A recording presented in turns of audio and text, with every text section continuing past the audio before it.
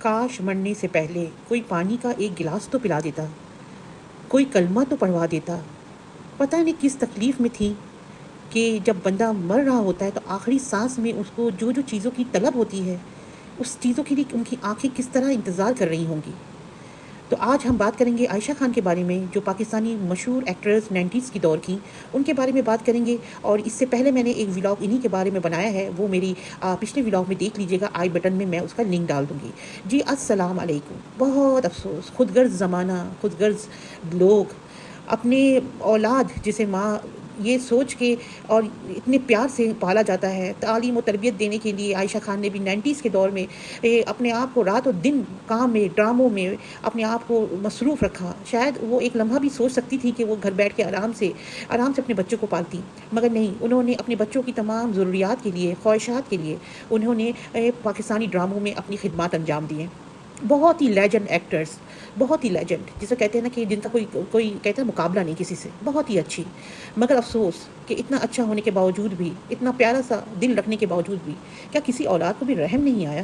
کسی کو بھی اپنی ماں کے لیے احساس نہیں پیدا ہوا کہ جب ان کا انتقال ہونے، جب پوسٹ مارٹم میں پتہ چلا، بلکہ پوسٹ مارٹم تو ان کے بیٹے نے کرنے بھی نہیں دیا، ان کے ماشاءاللہ بیٹا بیٹی دونوں ہیں، مگر پتہ نہیں یہ بیٹے بیٹی کس دنیا میں رہتے ہیں کہ جنہوں نے مر کے بھی اپنی ماں کے بارے میں خیریت نہیں پوچھی۔ جب آپ کو پتہ ہوتا ہے کہ آپ کی ماں بزرگ ہے، ایج ہو گئی ہیں، بیماری سے لڑ رہی ہیں، تو اولادوں کا کام کیا ہوتا ہے؟ اولاد کا کام یہ ہوتا ہے کہ ماں باپ کی خدمت کریں، یا ماں باپ کے سامنے، یا اگر سامنے آپ نہیں بھی آ رہے ہیں کم از کم فون تو کریں۔ اور اگر ماں آپ کا فون کا رپلائی نہیں کر رہی تو دماغ میں کتنے برے برے خیالات آتے ہیں کہ اللہ ماں کو کچھ ہوا تو نہیں، ماں صحیح تو ہے۔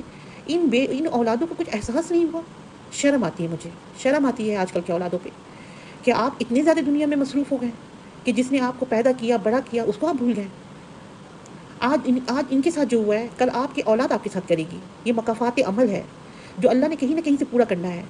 آپ کو سوچنا چاہیے تھا کہ آپ اپنی ماں کی آخری لمحوں میں اگر کوئی ایک بچہ بھی سامنے رہتا تو کتنا اچھا ہوتا۔ کیا پتہ اس بیمار ماں کی کیا طلب تھی، آخری وقت میں کسی نے پانی کا گلاس بھی نہ پلایا، کلمہ بھی نہ پڑھایا، یا یہ آنکھیں ترستی رہیں، دیکھتی رہیں اور خود بخود ہی دم توڑ دیا۔ بہت ہی کہتے ہیں نا فکر والی، اور بہت ہی ہمارے آج کل کی جنریشن کے لیے بہت سوچنے والی بات ہے کہ آپ لوگ اپنی دنیا میں اتنا مگن ہو گئے ہو کہ آپ کے لیے اپنے ماں باپ کے لیے ٹائم نہیں ہے۔ خیر، اب ان کا بیٹا جو تھا، جب یہ 1 ہفتے تک یہ لاش پڑی رہی، اس میں بدبو آنے لگی، تو محلہ پڑوس نے بتایا کہ بھائی ہم سے رہا نہیں جا رہا، یہاں کیا ہے؟ جب دروازہ کھولا تو ان کی لاش پڑی ہوئی تھی، 1 ہفتہ پرانی لاش۔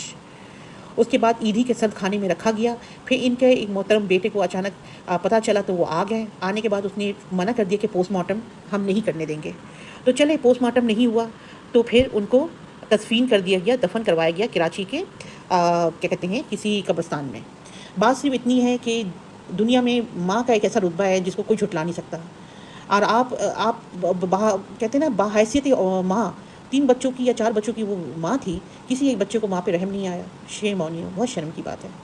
جو میری آواز سن رہا ہے، یہ نیو جنریشن تک یہ بات ضرور پہنچنی چاہیے کہ دنیا کی جتنی مصروفیت ہو بھاڑ میں گئی، مگر آپ کی اپنی ماں جس کے قدموں میں اللہ نے جنت رکھا ہے، اس کو اگر آپ لوگوں نے اسی طرح نگلیکٹ کیا تو آپ اپنے لیے کہتے ہیں نا اپنے لیے خود ایک وہ بنیں گے، عذاب کا ذریعہ بنیں گے۔ جب آپ کی اولاد آپ کو اس طرح چھوڑ کے جائے گی تب آپ کو اندازہ ہوگا کہ یا میں نے تو اپنی ماں کے ساتھ یہ کیا تھا۔ میں اگین کہتی ہوں، دنیا مکافات عمل ہے جو آئے گا۔ بہت ساری ایکٹرز نے، بہت سارے لوگوں نے آ کے میڈیا میں بولا کہ بہت برا لگا، ہماری ایکٹریس تھی نادیہ خان کا، میں نے پچھلی دفعہ ذکر کیا تھا، نادیہ خان نے بھی کہا کہ بھائی میں نے ان کے ساتھ ڈراموں میں کام کیا تھا 90s میں۔ اس کے علاوہ صبا پرویز، بہت ساری ایکٹرز نے آ کے اپنے خیالات ظاہر کیے ہیں جو اچھے وقت ان کے ساتھ گزرے تھے۔